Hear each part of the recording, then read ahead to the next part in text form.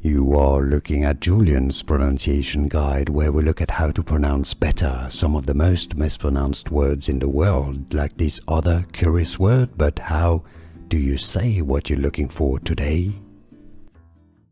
Name pronunciation. Let's break it down into different pronunciations. It comes from German, obviously, so we need to listen to the German pronunciation. So in German it's generally pronounced as Kirshner. Kirshner. Now, some even in Germany may say it as Kirshner. Now, in English, same. It's generally pronounced, the pronunciation in English, Kirshner. Some may say it as Kirshner, which is also fine. Both pronunciations are indeed correct. How do you pronounce it? Let us know in the comments.